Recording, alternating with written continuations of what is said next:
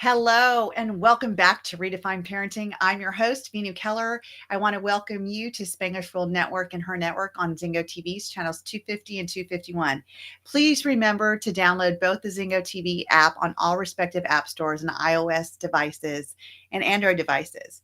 While you download, make sure to rate and leave a comment. The app is free. Zingo TV is also available on Google Chromecast, Amazon Fire, Fire Sticks, Roku Sticks, and all smart TVs 2016 and forward. Tonight, I have a very special guest. We have been waiting for this moment to bring us together to really talk about some books that she has written. Without further ado, Serena Brown Travis, welcome to Redefine Parenting. I'm so excited to have you here and really just dive into a discussion of, your journey into where you're at, what inspired you to write these beautiful books, and really how they're connecting, parents together with their kids. So welcome to our show. Thank you so much. Thank you so much for having me. And more importantly, thank you for what you do. This is an important topic, and so super excited to be here. So thank you for the introduction. My name again is Serena Brown Travis, and I happen to be the daughter of a motivational speaker. Throughout my life, my father, his name happens to be Les Brown. He has made it a point to inspire adults and all kind of organizations, be it network marketing or corporations. But one of the things that I found was missing was inspiration for youth. And so I noticed that a lot of times we were working with adults, we were coaching, we were training, and it was always something that happened in their younger years that was pivotal for their adult years. So a lot of times it could be something positive, but I often found it was something negative. Even for my father, who again, motivational speaker, people called him DT, the dumb twin. He answered to it. There were other people along the way who always criticized him for his lack of education, but he had one teacher in high school that said to him, never let someone's opinion of you become your reality. And I said to him one time, I said, Dad, how come we don't have a lot of things out there for kids? I said, you do a great job with adults, but where's the stuff for kids? And he said, you know what, baby, create it. And so that's how we got to this point now. So anyways, my first book, it's called Perfect Penny, and it's just about positive words only.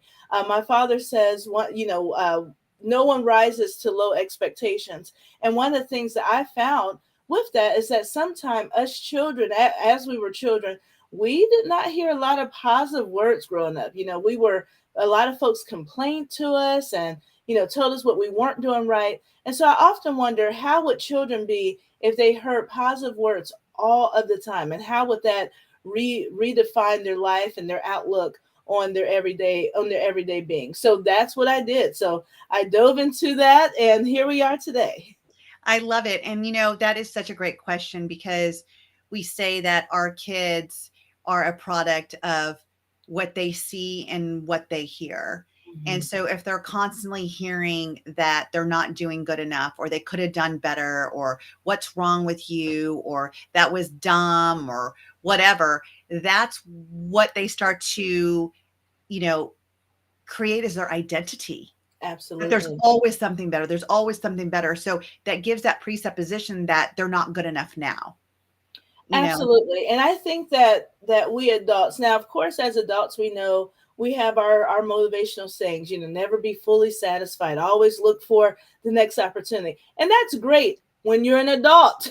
But when you're a child, every now and again, you just need a, hey, bud, high five. You did a great job, and there's nothing about you or what you did that I would change. This is amazing. And it's not allowing a child to just settle on, their success, or settle on the little small victories. But my goodness, we have to be very intentional about letting a child know, I am proud of you. You did an excellent job, and I look forward to you doing this again. You can do it again, without there being all this goal setting. When a kid is like 3, 4, or 5 years old, it becomes very confusing. And I think that yes, we have aspirations and we have standards and so on and so forth for our children, but we also have to let our children let us know who they are. And I think as parents, we forget, we want to maybe sometime have a carbon copy of ourselves. And that's not how God has blessed us with these children, that we are to help them cultivate their gift and then give them back to the world so they can make an impact and make a difference right where they are. Absolutely. And I think also, besides trying to make another mini me, I think some of us parents try to see, like, what could I have done differently growing up? So I'm going to install that in my kids. And I know I'm guilty of that. It's like I see my daughter doing some of the behaviors that I had, talking a lot, asking questions she already knows the answer to. And I remember it was a time that I felt I needed to be seen and heard. So I'm like, you don't need to do that. You don't need to do that. And so in actuality, I was taking away from who she is instead of creating a better discussion, because obviously she wants to talk. Obviously she wants that dialogue, but instead of stopping her and telling her this is not the time, you're asking questions you already know, it's giving her an opportunity to say, what do you really want right now? Do you really want to talk? Let's engage in a conversation that's going to, be fruitful for both of us instead of this. So it's engaging and teaching her a better way to get the attention instead of doing what I got, like, stop talking, you talk too much, which really became something that I resisted, which obviously persists then, right? What you resist persists. Mm-hmm. And so, I mean, I think it's a great topic that you bring up, is like, we need to do better for our kids. And that's why this program is called Redefine Parenting. It's that, I will tell you, I have my older kids and God gave me a redo with my twins. And now I want to do better. In order to do better, I have to learn better. And so it's people like you that are writing these books to really teach us that there's a different way to do it. Not even better, just different.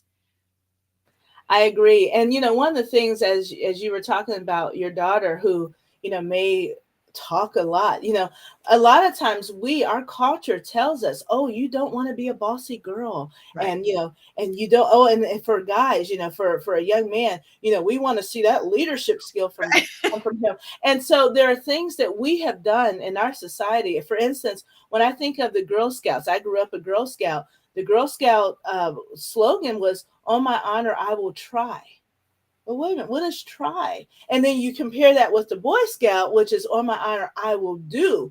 And it's like, wait a minute, how come the girls are trying and the boys are doing? So with that being said, even with communication styles, my oldest daughter talked a lot. So I'm with you there. You have the, let's play the I Spy. And then after a while, it's like, let's play the quiet game. What does that mean? Put a bubble in your mouth, But also with that is I had to also acknowledge how brilliant my daughter's mind was working and thinking, and the observations she was making along the way on the way home. And so therefore, I had to embrace who she was. Now, my youngest daughter, she's not going to talk that much. I mean, she's just kind of laid back, real chill. But if you ask her a question, she'll gladly answer it. And so I love how you said, hey, the Lord gave me a redo. Let's try to get this thing right. And with that being said, we have to make sure that we're cultivating the gifts our children come with. If your children talk a lot, great. Just give them something to, stimulate their minds so they're talking about other things and making valid observations. Perhaps they're learning how to encourage other people and to, stand up towards the bully, and make them an activist. Oh, she's bossy. No, honey, she's an activist. She's changing the temperature of the room, and she's making it better for her classmates who may have otherwise been overlooked. So I think that is a beautiful strategy. But let's be honest, as parents, sometimes we love to have quiet time. Oh yeah. And that seems to be impossible with the young people that we have. But now that my children are older, I certainly miss their voices. So thank goodness that we had, these video cameras that can go back, video phones that can go back, and you can hear the little chatter and how they were running through the house and mommy, all of those things. Because when people say it goes fast, it really, really, really in does. A blink of an eye. Yeah. One of the things that I love that your dad says is that there's greatness in all of us. Yes. He really starts off a lot of his talks that way. Mm-hmm. Like there's greatness in all of us. And, and you talk about being tied to greatness. I think one of the key points that you just brought up is that, and I help parents that I coach. It's when you see your child being an advocate for themselves or having those behaviors because they want control or they want to have in charge of what their own decisions are. Cultivate that in a way of leadership. How could we give them leadership in their own right at their age that's appropriate for them so they don't have to keep taking it? And it's really realizing that instead of pushing those down, saying, you know what, don't talk back to me. No, you're not going to do that. No, you're not going to be in charge of that. What could they be in charge of? What could you give them as a leadership role so they can learn that, hey, I'm actually in control of my life, my decisions, and I have the guidance of my parents to help me along with it? Yeah, I think that is a great question. And as you mentioned, yes, my father always says you have greatness in you. Number one, because a lot of people do not realize that. And that's very interesting to me. I mean, some people have not heard, hey, you're beautiful. Hey, you've got more in you than you can ever begin to imagine. They've not heard those things. And so when you say as a young, as a kid, you have greatness in you, you have something special in you, young man, young lady, there's something different about you. I think that some of the things that we can do as parents is, again, to look at what the gifts of our children are. Now, again, if you have a quiet kid, it's okay. You don't have to, discipline them for being quiet. However, I would say make sure, as you said, they know how to stand up for themselves. They know that, hey, there is a silent power, in me. Everyone doesn't have to be seen, but there are silent folks and silent things that happen behind the scenes. That I had a friend in school that she was always quiet, but whenever someone needed a Band-Aid or a tissue, she was always right there. It was the cutest thing. And, looking back, and to this day, she's a nurse. And it's like, of course you would be a nurse because you sat back and you always watched. And when you saw someone in need, you were silently right there. So I think that we have to let children strive where they are. I just had a conversation with a friend the other day that her grandson came over to her house and terrorized it. So she's like, oh no, I can't. I can't do this anymore. We're going to have to get a hotel next time he comes over. And I said, no. You give him authority over his space. So give him an area and say, this is your area. Whatever you do in this area, be it right on the wall and, throw balls against the wall, make it a mess. You do that. Now, of course, we know at the end of the day, you have to clean it back up. And then when you step outside of this area, then this is mommy's area. This is Grammy's area. And this is the area that you have to behave differently in. I did the same thing with one of my little cousins, and it translated very well when we went to school. Because I said, hey, buddy, now that we're at school, this is where you put on your thinking cap and you learn. So no more wrestling, no more, playing with the cars or what have you. So I think at a younger age, we have to give children things that are theirs and say, this is yours and take good care of it. This is how you get to act over here. And then the moment you cross over this threshold, this is the expectation, for you in the house. But there are times we have to let kids be kids. Absolutely. And I think that, growing up in a generation, it's so funny because I was like talking to one of my clients today who's 14, and it's like, a client told me a couple of years ago, he said, I know that my mom thinks she knows it all, but my mom doesn't know half what I know. And I said, tell me more. And he says, my mom doesn't know technology. My mom doesn't know Snapchat. My mom doesn't know how to do whatever on the phone. And I'm like, you're right. You do know more, because even like your generation, right? Like we were born in a generation where we weren't born into technology. Like we couldn't even fathom technology. Like what computer, this big box that, has like, we're going to be able to talk to the world on this big box that you have to put a floppy disk in, like what? And now what is life without technology? And they're right, because they were born into it. They didn't have to learn it. They're learning in it because they're growing in it. And so we're at a crossroads with our kids. Like they actually know more than us right now. Oh, yeah. I can give my granddaughter, who's almost 6, an iPad and be like, let Mimi show you. She goes, Mimi, I already know. And she's already got it all programmed. She knows where to go. She knows what she's not allowed to touch. And I'm like, and she's quicker than I am. And she's 5. I think it's hilarious because the truth of the matter is, if we're honest, our children and grandchildren are our tech support. Yes. If I can't figure it out, I'm like, hey, girls, come down here, something's happening. And within seconds, if not minutes, Right. they figure it out. And so I think that we have to honor the things that children do bring to the table. I mean, you bring up a valid point. I was talking to my kids about when we were younger, we used to have to leave with, at least 3 or 4 quarters so that we can have have money for a payphone. And they were like, ew, you put your phone, you put your head to a phone and put a quarter. And I'm like, yeah. And we had several quarters because, God forbid the payphone take our quarter away. And, we still had to call home. We had pagers. They have no idea what those things are. So nonetheless, I think that we also have to honor the brilliance of our children. Your Yes. client is right. There are things that mommy and daddy do not know that you all know and can solve instantly. I mean, there are times I'm pulling out a manual and my kids are like, mommy, No, like, Google it. unless you want to do this, let let me help you. And I think that we have to I'm going to say it so often, honor the gifts and the brilliance that our children Correct. have. I mean, my one daughter, my oldest daughter, found a liking in doing people's eyelashes. And I'm thinking, eyelashes? What are you doing? Like, we have eyelash. Oh, no, ma'am, mommy. It's a style. And mind you, she's making great money in college doing folks' eyelashes. So, I and love again, it. yeah. And I'm sorry, you did mention tied to greatness. So when you think about there's greatness in you, when you think about all the gifts and talents that our children bring to the table, yes, you're correct. I wrote a book called Tied to Greatness because our children typically, especially sometimes urban children or children with parents that are not forward thinking, maybe who have been neglected at times, and it happens, you don't intend it, but it Sure. happens.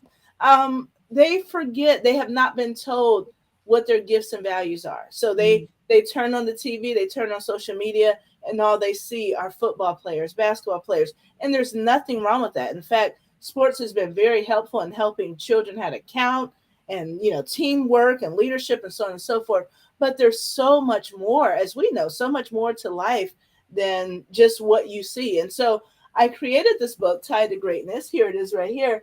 Created it so that children can have a larger vision of themselves. So, yes, we let kids have fun. We let kids play. We tell we tell the kids, the world is yours, go for it, have goals and so on and so forth. But are we exposing our kids to as much as we possibly can? And so, with that being said, especially for urban children who do not have the opportunity sometimes to have the resources to go to the local museum or even to go out of town for that matter, to have a children's book that exposes them to things that they would not otherwise see. Someone's not telling the little league team, oh, hey, by the way, I see a doctor out on the field.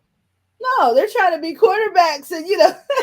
and Yeah. so therefore to help children see beyond where they are, beyond their talents. My youngest daughter Sierra has a kid at his school that on the top of his paper he writes his name doctor and then puts his name behind it. And I said, hey, this Yeah. kid is brilliant. Like, I cannot wait to Owning it. see. I cannot wait to see where he is in 8 years. And I'm sure we will refer to him as doctor. Absolutely. Like he's already claiming his identity. And, you've hit on a couple points. And one of them I wanted to tie back to what we were talking about how our kids know more than us now. And to the point of, as parents, we are trying to like separate them from what's going on because we feel we need to keep them safe because we were safe back then, and we cannot do that.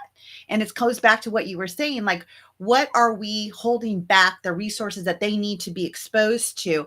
And instead of saying, hey, you can't do that, let's teach them how to do it correctly. Let's give them the values they need in this moment to do it correctly. And let's tell them this is the danger out here. This is why I personally wish you would not be into that. But since you are, let's talk about the safety of it. Help me feel safe so I can help you have the freedom you want by using this or going here or doing that. Instead of saying, no.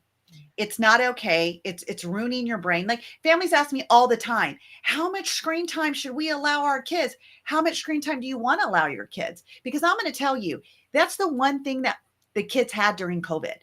When the world was locked down, none of us, we as parents were scared. We're like, what is going on? Because we never saw it in our generation. So we had to come into a uncertainty of an environment of like, what's life going to look like? Am I going to be able to put food on the table? Am I going to keep a roof over my head? Can we even go outside? Are we going to get it by breathing the air? Like there were so many variables going on. And then we had to be strong for our kids. And our kids say, okay, now I have no friends. I have no socialization. I don't know how to connect with people. So we had screens. Zoom blew up. Google Meets blew up. Like we were able to give our kids connection. And they learned how to do video games together so we could play together. And that's the connection. And now parents are like, okay, the world's opened up. You can't do it anymore. And the kids are like, wait a second. This is the only way I know how to communicate. And I do believe that we can limit it and teach our kids to reconnect with the world outside, but don't take away the one thing that they have that gives them the safety they need, because that's when they start to sneak. That's when they start to do things on their own because they don't trust you.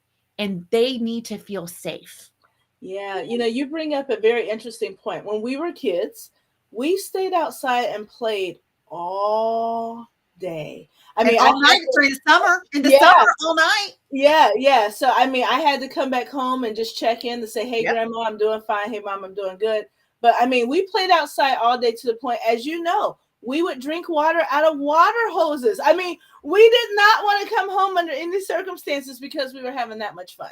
Now, of course, you don't want your kids on social media all day. Correct. However, as you said, for us, this whole screen and computer stuff, this is like Flintstone, like the Jetsons. Yes, like, wait a minute, this is actually happening.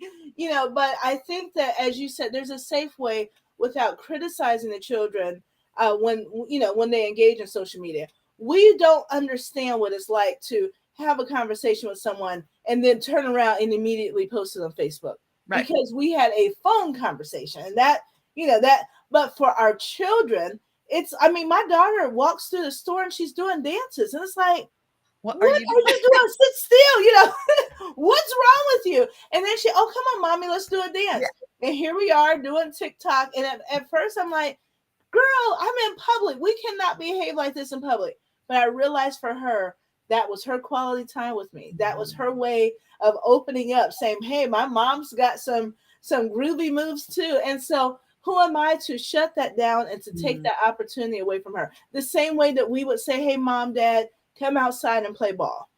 Right. Let's bounce the ball. Let's play jacks, whatever that is. So I think that we have to embrace, technology and social media in such a way, as you said, that it is safe. So no, it's not okay to take pictures and then, especially inappropriate pictures, and put them online. Yes, your body's beautiful, but come here, baby. Let's talk about respect. We don't have to show everything, but I get it. And so even for my children, their bodies are beautiful. And I have to say, hey, so you look amazing, but we unfortunately live in a world that for some, this is beautiful. And then for others, they're looking at you in such a way that is a problem for us. And so it makes you unsafe at that point. Like, we don't want you to be unsafe. We want you to enjoy your body.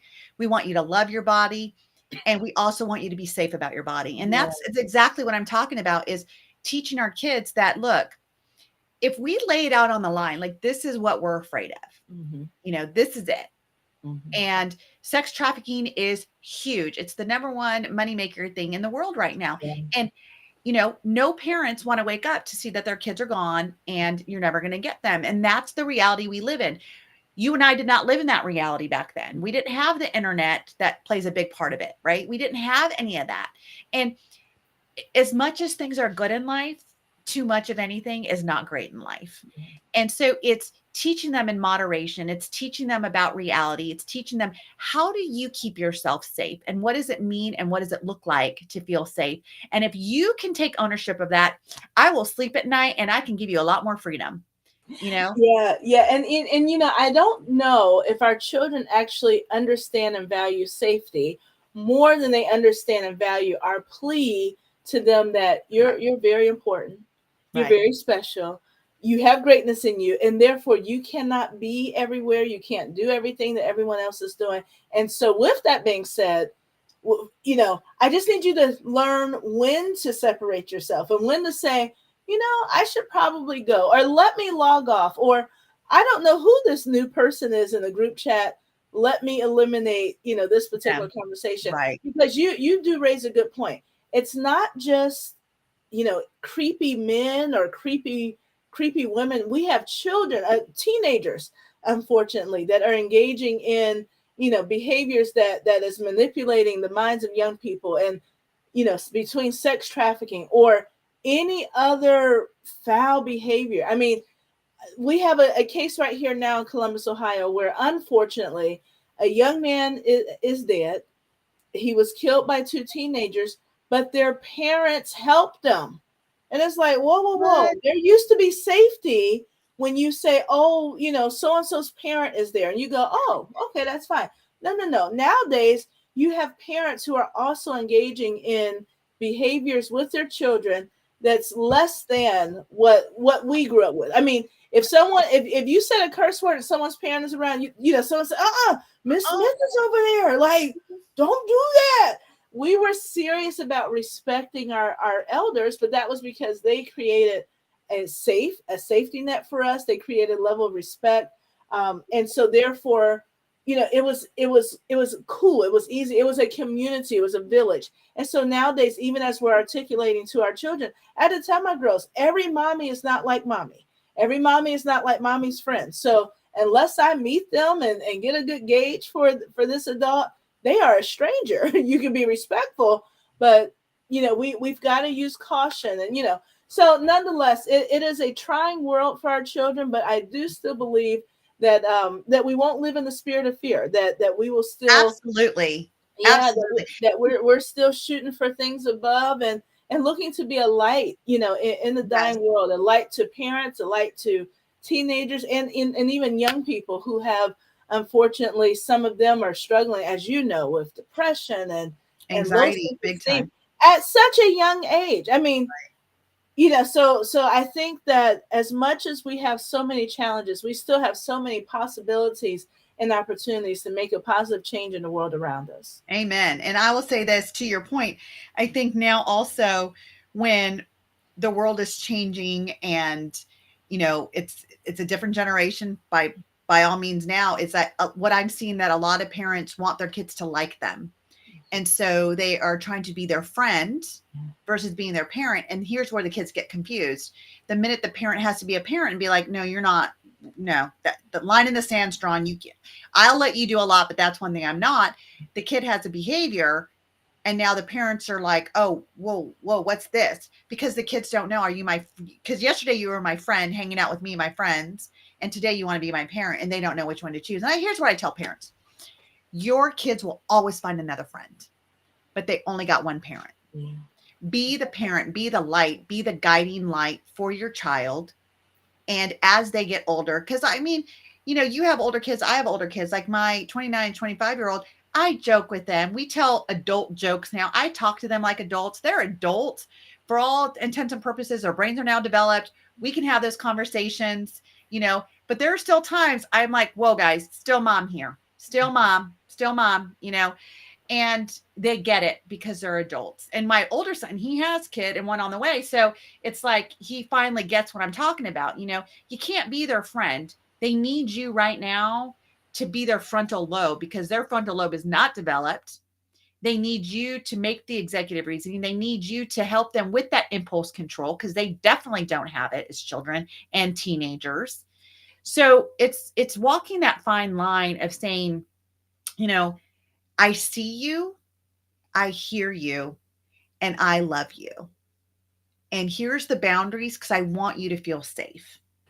Absolutely. Absolutely. And I also think as parents, we still have to protect. Yes. We 100%. have to protect on so many fronts, not just their physical safety, but also their mental and emotional. Mhm. Like you said, that frontal lobe, whoosh, that thing ain't developed halfway at all. And so, as I've told my kids, I'd rather them be upset with me. I tell them, listen, I've got one time to miscalculate something before, as you said, to see, something potentially tragic happen. So I'm okay if you're mad at me because I said you can't go to the party, or I'm going to pick you up early, or I'm that parent who, hey, let me talk to the parents first. Mommy, yeah, I need to talk to the parent. You don't get to just spend the night at, I don't know who's in the Right. house. And so I'm okay with being the bad guy to make sure you're safe, because what you won't say is that my mother did not protect me. I Mhm. protected.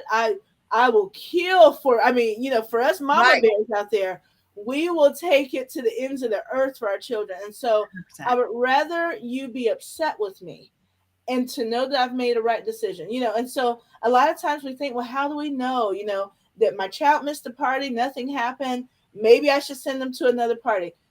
Let's use discernment. Let's talk to other parents and, get a network of parents and say, hey, do you trust this person? How well do you know this family? But I go to bed happy knowing that I've done everything that I was supposed to do at that moment to protect my child. Right. And And I'm here, okay with it. here, Yeah, we don't have to be friends. right. So here's a truth question for you. Mhm. So I'll answer it first, then I'm a question for you. How many times you hated your mom or dad growing up? Because I can tell you, there's not enough fingers and toes for me to tell you how many times I hated my parents. And guess what? My father passed a few years ago, God rest his soul, and my mom is still around, and I love them more than anything today. I didn't appreciate what I had with them because I was too busy hating them for Mhm. being so strict. Because I grew up in a very Indian home and in America. So you talk about boundaries and strict and different cultures, like shell shock. And so I hated it. I hated it because the American culture was so different, and the way they valued boys was, the same with girls, not Indian culture. Like, no, no, no, no. You're gonna be in when the street lights come on, and I was like, oh, I'm gonna stay the night at Tiffany's house because her mom lets us stay out late and my mom's not gonna know, but she knows Tiffany's mom, so I can stay. Yeah. And I had to do things like that because I was afraid of missing out. And that's where kids are right now. They're living in FOMO. I have so many clients. It's like, my parents don't give me freedom. Well, what does freedom look like to you? Well, they would let me go to the beach with my boyfriend at 13 years old without supervision. Okay, well, let's talk about that for a moment. Okay, let's really talk about that. And the mom's like, Venu, should I let them go? And I'm like, let me ask you something as a mama. What does your gut say? Well, my gut says, hell no. And I said, then Yeah. go by your gut. Then go Yeah. by your gut. Because Yeah. like you said, you get one chance. You get one chance. Yeah. Yeah. That's pretty advanced. There were certain things that we were taught that come with age. Yes. So 16 back in our day was driver's license and makeup. Yep. We were lucky at the age of 14 to have a little lip Lip gloss. gloss. And we were Yeah, using I like mean, Vaseline, girl. Vaseline to put a yeah. little shine on our lips. Right. And so I think that, again, us parents have to still draw a line. There is still a standard of living. There is still a standard in everyone's family. And I don't care. As we know, our parents would say, I don't care what they're doing at so and so's household. I'm not so and so's That's parent. I right. am your. Yeah. So the line has to still remain. Yeah. There is still a level of respect. There's still expectations, and we cannot waver. Now, can we adjust? I mean, I think there were plenty of adjustments during COVID because our friends missed one another, or so you can case by case look at adjustments. But a beach at 13 with Yeah. a guy of the opposite sex, no. Yeah. No, Yeah. I don't think so. But again, I think after a while, see, there's certain things I tell my children, when you understand my rules and a level of respect, there's certain things you're not even going to ask me. There's certain things you should go, nope, this this ain't gonna fly. And certain things that you will not bring to me because you know who you are, you know what our standards are, and there are some standards that shall not move, period. I Right. think that we have to go back to certain things with certain ages. So by the age of 8, my mother was teaching me, oh, this is how we sort laundry. So darks over here, whites over here, the medium colors over there. Well, then by 9, I had the opportunity to then put the clothes in the laundry and sprinkle in the detergent. So there was a Baby stuff. responsibility for every year in our lives. So therefore, it's not a free for all, and we knew what was expected of us. So Right. again, like we said, 14, a little bit of lip gloss. 16, oh, that's when we got to really do it up, and had our driver's license, so on and so forth. But we have to make sure we don't expose our children to too much too early. because Right. by the time they get in Mhm. their adult life, then they'll be bored. I mean, it's almost, I love we that. were taught, yeah, conserve yourself, save yourself, leave something To for, look forward to. yeah, Right. And yeah, again, their frontal lobe's not developed. It's not developed. So they can't even plan ahead. I remember my daughter saying that, so is it okay if I date? Like she's in fifth grade, she's 11 years old. And I said, I'm sorry, what? And she goes, well, is it okay if I date boys now? And I'm like, absolutely not. Like, no. And she's like, well, I don't understand. I said, what's your definition of dating? And and what was her definition of so her dating? definition is that it's just her boyfriend. And I said, okay, well, Okay. let me tell you what my definition of dating is. That they're 16, they're pulling up in a car to meet you, your father, and myself to look my husband in the eye before he takes his daughter out, and he's going to know where you're going, what you're doing, and when you're going to be back, and you better not be a minute late. That's a date in our book. She goes, oh, no, no, no, that's Sure. not what we call dating. And I said, okay.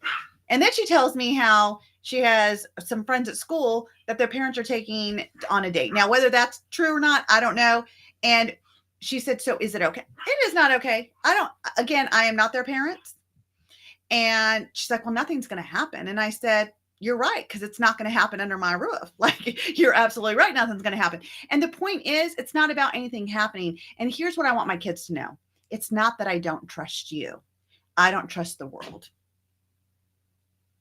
Yeah, that's what our kids don't get. There, and truth be told, the older I get, and I'm sure you can attest to it, the more sessions that we have with people, the more that we meet people and we understand their childhood Mhm. and the things that were acceptable, the places where they weren't protected, the things that certain people were allowed to do, and you go, who Right. encouraged you to do this? Oh, you know, oh, my mom, my aunt. And it's like, oh wow. So no wonder the leadership and the respect for elders is a bit confusing, because you were allowed to do a lot when Mhm. you were coming along. And so I think, again, we cannot lose the art of parenting. So Yes. not only just, instilling, positive words and being an example for our children. We've got to get away from, we jokingly say it, do as I say, not as I do.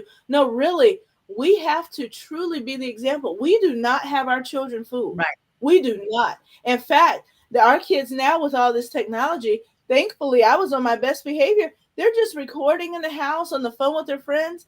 I'm talking for like 20 minutes. I'm like, you've been recording this whole time. Like, thank goodness I didn't say anything or do anything or have on decent clothes. I mean, so we're always on. Mhm. We are I always love that. on. And so we have to remember that as parents, we cannot let our roles get murky. This is why, it says train up a child. It is not a free for all. So, some of the things that my parents used to do, my father, who was serious about mental conditioning and being positive, there were things he would not let me watch. He knew when they were coming on. So I know that what The Simpsons, that was like a major show when we were younger. But my dad said, listen, no, you will not entertain, saying I'm an idiot or duh. Mhm. No, your vocabulary is far beyond duh. So no, ma'am, you will not engage. And he was not, of course, I mean, he was building his life and career, so he was not home every night. In fact, we had a very unorthodox, upbringing, but he did what he could where he was. So that there were phone conversations of elevated conversation. We would watch movies, and he would say, "Okay, well, tell me who your favorite character was and why," Mhm. and to make sure that I picked up the positive attributes of a movie, as opposed to saying, "Oh, I loved, the person who was dancing on the pole." He wanted to make sure that I was That actually you were doing and watching no saying, Magic Mike going on. yeah, no, yeah. I mean, and he was serious about it, to make sure that Right. women that I watched on television were reflective of who he wanted me to be. Right. I You love know, that. And again, we're doing the best that we can with what we have and what we know in that time. And I mean, your dad was one of the top speakers of the world, and so he was motivating tons of people out in this world to see their own greatness. And, and he did what he could, and look at where you guys are at now. You wouldn't be who you were if you didn't have that type of father. Yeah. And Yeah. we learn to grow up. And here's what I can tell you as a parent is that my wish is that my kids do it better than I did.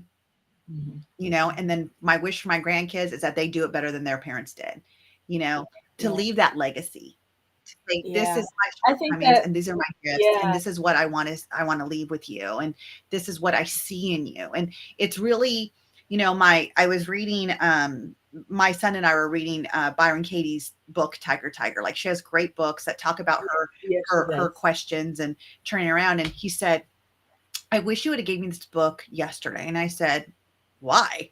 And he's like, because I had a lot of self-doubt. He's like, I just was not saying positive things to myself. And I realized that all I have to do is turn it around, because that's what her book's about, and ask, is this really what I'm feeling about that person or about that situation? And what can I think of better to make me feel better, think better thoughts to feel better?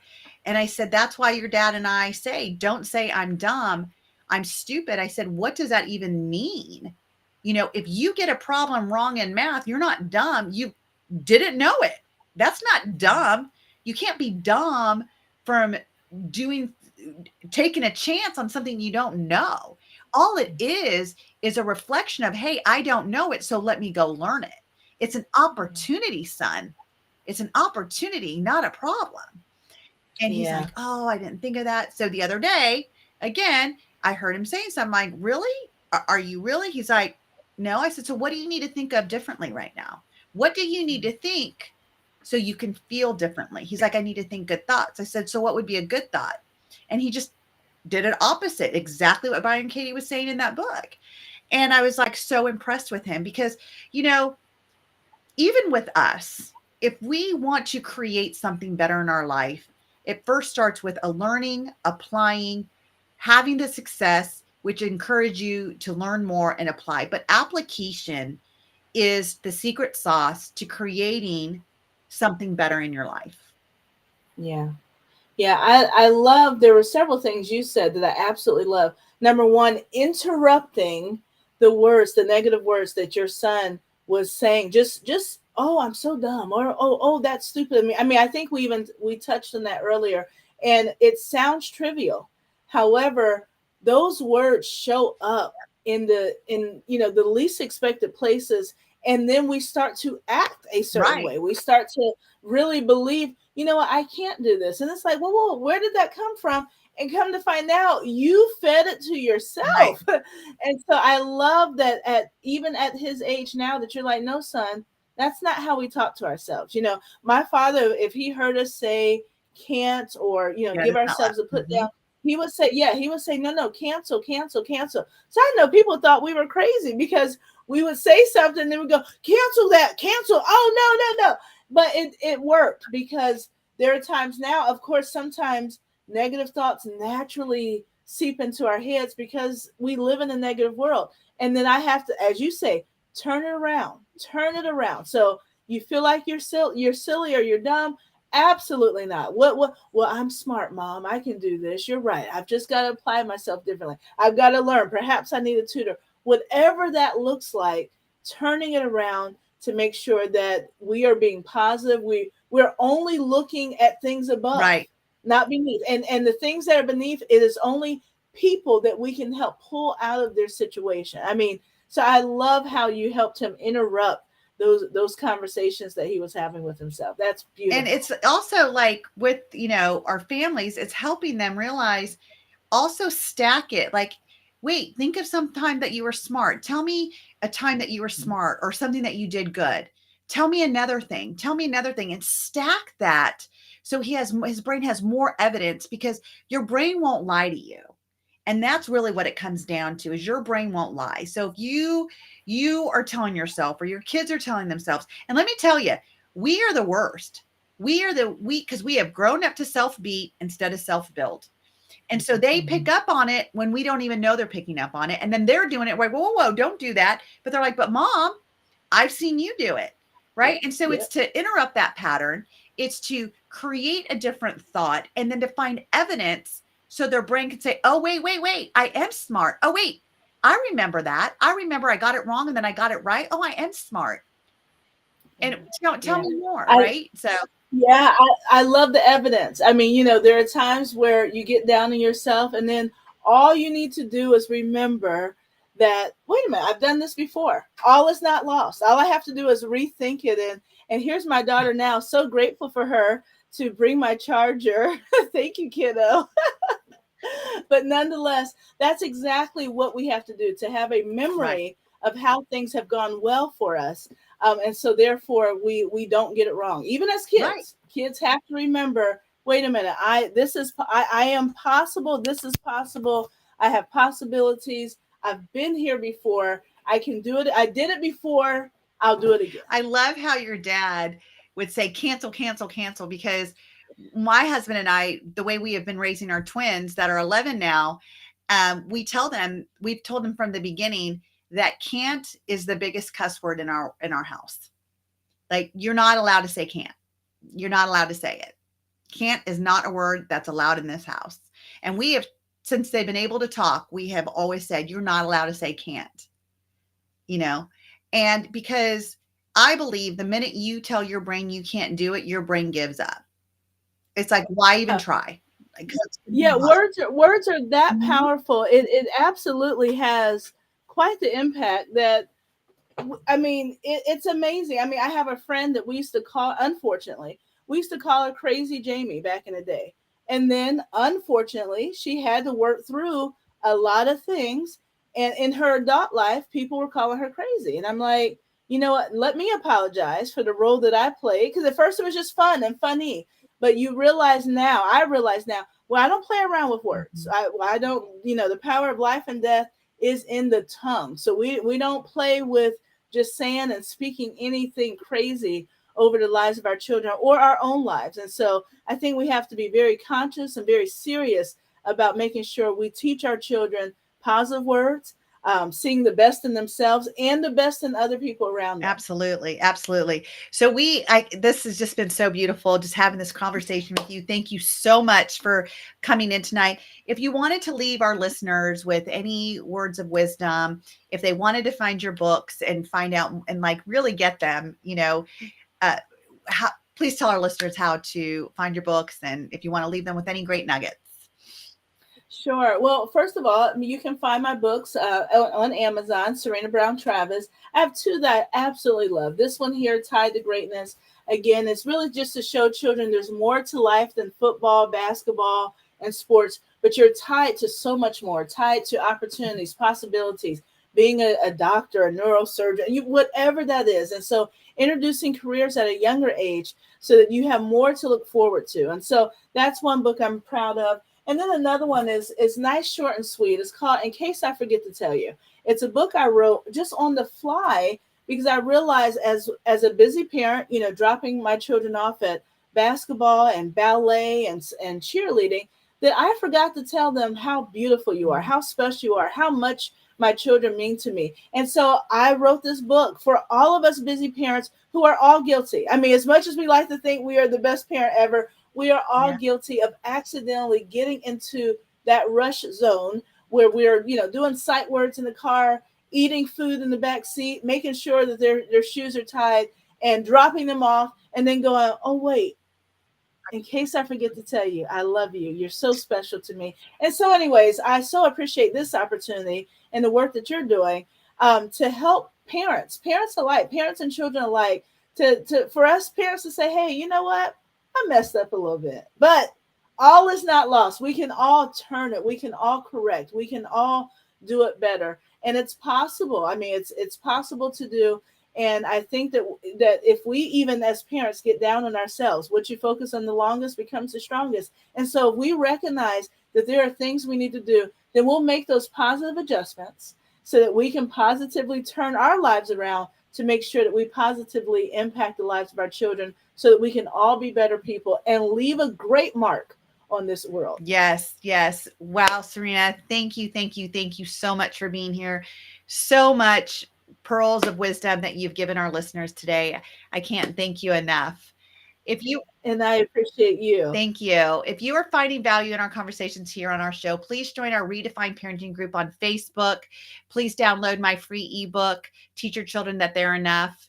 Do someone else you know a favor and share my group with them as well, because it, like, Serena and I were saying, it takes a village. Thank you for joining the conversation tonight. And again, together we can give kids a childhood they won't have to heal from. Thank you for joining the conversation again. This show can also be heard on Spanglish Radio Network. Please check out www.spanglishworld.ca for all your news and programming. Spanglish World, watch it, hear it, read it, download it, and live it.